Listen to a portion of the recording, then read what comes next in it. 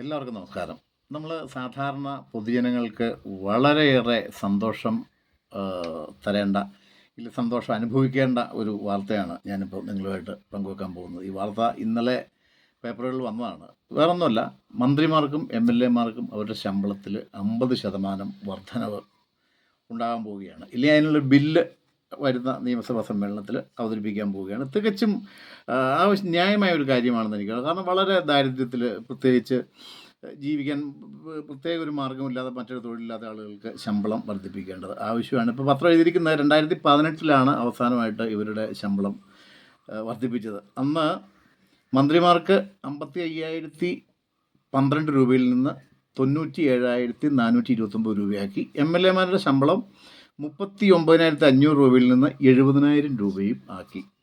അതുകൊണ്ട് ഒരു M L echo ഒരു മന്ത്രിക്കോ ഇല്ല അവർക്കൊന്നും ജീവിക്കാൻ പറ്റില്ല എന്ന് നമുക്ക് പോരാത്തതിന്. അത് മാത്രമല്ല, അവർക്ക് സഞ്ചരിക്കുന്ന 1 കിലോമീറ്റർ ഇത്ര രൂപ വെച്ച് സൗജന്യ യാത്ര, ഒരു സൗജന്യ ചികിത്സ. അതായത് നമ്മുടെ നാട്ടിലെ ആരോഗ്യരംഗം ഏറ്റവും മഹത്തരമാണ് എന്ന് അവകാശപ്പെടുമ്പോഴും അവർക്ക് വളരെ ചെറിയ അസുഖം വന്നാലും വിദേശ രാജ്യങ്ങൾ, അമേരിക്ക പോലുള്ള അല്ലെങ്കിൽ മറ്റ് കൂടുതൽ സൗകര്യങ്ങളില്ലാത്ത രാജ്യങ്ങളിൽ പോയി വളരെ കഷ്ടപ്പെട്ട് ചികിത്സിക്കാനുള്ള സൗകര്യങ്ങളും അവർക്കുണ്ട്. എന്ന് പറയുമ്പോൾ നമ്മൾ സാധാരണ ജനം, നമുക്ക് ഇപ്പോൾ കാർഷിക മേഖലയെ സംബന്ധിച്ച് മൊത്തം തകർന്നിരിക്കുക. ഇപ്പോൾ കൊക്കോയ്ക്ക് ശകലം വിലയുണ്ട്, പക്ഷേ കൊക്കോ നിർഭാഗ്യവശാൽ ആർക്കും ഇല്ല. ഏലത്തിന് ശകലം വില കാണിക്കുന്നുണ്ട്. ഏലം ഈ കത്തിക്കരിയുന്ന വെയിലത്ത് ഏലവും നശിച്ചുകൊണ്ടിരിക്കുന്നു. അപ്പോൾ കാർഷിക വിളകൾ ഒന്നും തന്നെ ഇല്ലെങ്കിൽ അത് എവിടെയെങ്കിലും എന്തെങ്കിലും ഒരു മാർഗ്ഗം ഉണ്ടെങ്കിൽ അവിടെ കാട്ടുപന്നിയായിട്ടും പോത്തായിട്ടും കുരങ്ങായിട്ടും അങ്ങനെ അത് അവരുടെ പങ്ക് വഹിച്ച് അത് അവരും കൊണ്ടുപോകുന്നു. അപ്പോൾ സാധാരണക്കാരൻ വളരെ സുഖിമന്മാരായിട്ട് ജീവിച്ചുകൊണ്ടിരിക്കുക. ഇതിനിടയ്ക്ക് 60 വയസ്സ് കഴിഞ്ഞ ആളുകൾക്ക് 1,600 വെച്ച് മഹത്തായ രീതിയിൽ പെൻഷൻ, അത് കുറച്ച് നാളായിട്ട് കുടിശ്ശിക എന്ന് പറയുന്നു. അതൊക്കെ കിട്ടുകൊണ്ട് ആർഭാടമായിട്ട് ജീവിക്കുന്ന ആളുകളാണ് ഈ സാധാരണ പൊതുജനം. ഇല്ലെങ്കിൽ ഈ ശരാശരി ഒരു കർഷകൻ്റെ ദിവസക്കൂലി എന്ന് പറഞ്ഞാൽ 600-700. ഇപ്പോൾ നമ്മുടെ അന്യദേശ തൊഴിലാളികൾ, അതിഥി തൊഴിലാളികൾ എന്ന് പറയുന്ന ആളുകൾ 500 രൂപ ഒരു ദിവസം ജോലി ചെയ്യുന്നുണ്ട്. 500 നാട്ടിലുള്ള ആളുകളാണെങ്കിൽ 600-700 ഓരോ ജോലിയിലനുസരിച്ച് വ്യത്യാസമുണ്ട്. അങ്ങനെ അത്രയും ഭീകരമായ തുക വാങ്ങിച്ച്, അതായത് ഇപ്പോൾ ഒരു 700 രൂപ ചായപ്പിലും 21,000 രൂപ ഒരാൾക്കുണ്ട് ഒരു ദിവസം പോലും മുടങ്ങാതെ പണിയാൻ സാധിക്കുള്ളൂ. അങ്ങനെ പണിയില്ല എന്നുള്ള കാരണം ഇപ്പോൾ ഈ വേനലാണ്, കാർഷിക മേഖലകളിലൊന്നും പണികളൊന്നുമില്ല. അപ്പോൾ അവർ ഇത്രയും പൈസ വാങ്ങിച്ച് വളരെ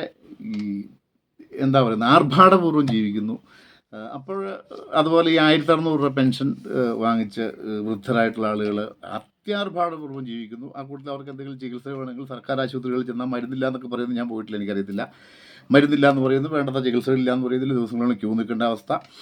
അപ്പോൾ അവർ സ്വകാര്യ മേഖലകളിലെ ആശുപത്രികളിലെ സമീപിക്കുന്നു. അവിടെ അതിഭീകരമായ ബില്ല് കൊടുത്ത്, അയലോകത്ത് വായ്പ മേടിച്ച് എങ്ങനെയൊക്കെയാണ് അതിഭീകരമായ ബില്ലുകൾ കൊടുത്ത് സ്വകാര്യ മേഖലയിൽ ചികിത്സകളെ ആശ്രയിച്ച് അത്യാർഭാടപൂർവ്വം ജീവിക്കുമ്പോൾ ഈ പാവപ്പെട്ടവരായ ഈ എം എൽ എമാർക്കും ഇല്ലെങ്കിൽ ഈ മന്ത്രിമാർക്കും തീർച്ചയായിട്ടും അവർക്കിത് വർദ്ധിപ്പിച്ച് കൊടുക്കേണ്ടതാണ്. ആ കൂട്ടത്തിൽ അവരുടെ വേറെ ന്യായം പറഞ്ഞിരിക്കുന്നത്, മന്ത്രിമാർക്ക് ഇപ്പോൾ അവരുടെ പേഴ്സണൽ സ്റ്റാഫ് അംഗങ്ങളെക്കാൾ ശമ്പളം കുറവാണെന്ന കാര്യം കൂടി അവർ കണ്ടെത്തിയിട്ടുണ്ട്, ചൂണ്ടിക്കാട്ടുന്നു. ഇവരുടെ private secretary, special private secretary എന്നിവർക്ക് 1,45,000 രൂപയാണ് ശരാശരി ശമ്പളം. അഡീഷണൽ പ്രൈവറ്റ് സെക്രട്ടറിക്ക് 1,30,000 രൂപ ശമ്പളം ലഭിക്കും. അപ്പോൾ അവരെക്കാളും മികച്ചതായി ഇവിടെ നിൽക്കണം.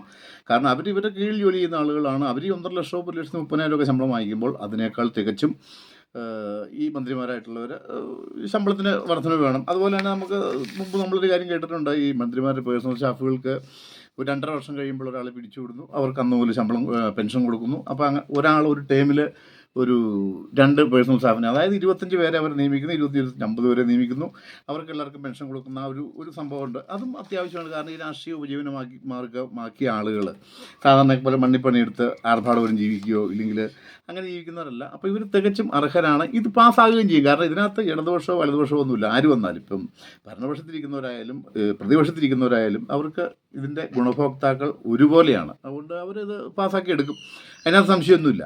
അപ്പോൾ അതിൽ നമുക്ക് ഓരോരുത്തർക്കും ആഹ്ലാദിക്കാം, സന്തോഷിക്കാം. ഇനി 50% അല്ല, ശരിക്കും 100% വർദ്ധിപ്പിച്ചാലും നമ്മളത് അനുഭവിക്കേണ്ടത് തന്നെയാണ്. ആ കൂട്ടി നമ്മൾ ഒരു കാര്യം കൂടി ഓർക്കണം, ഈ 1,600 പെൻഷൻ കൊടുക്കാനില്ലാത്ത ഒരു സമയത്ത് 1,600 പെൻഷൻ കൊടുത്തിട്ടില്ല അവരെങ്ങനെയൊക്കെ ആർഭാടമായിട്ട് ജീവിക്കുന്നുള്ള വസ്തുതയാണ്. അപ്പോൾ ഇങ്ങനെയുള്ള കാര്യങ്ങളൊന്നും സാധാരണ ആളുകൾ നമ്മുടെ ചിന്തയിൽ വരുത്തേണ്ടതാണ്, അതിനെപ്പറ്റി ചിന്തിക്കേണ്ടതാണ്, കൂടുതൽ ആലോചിക്കേണ്ടതാണ് എന്ന് പറഞ്ഞുകൊണ്ട് നിർത്തുന്നു. നന്ദി, നമസ്കാരം.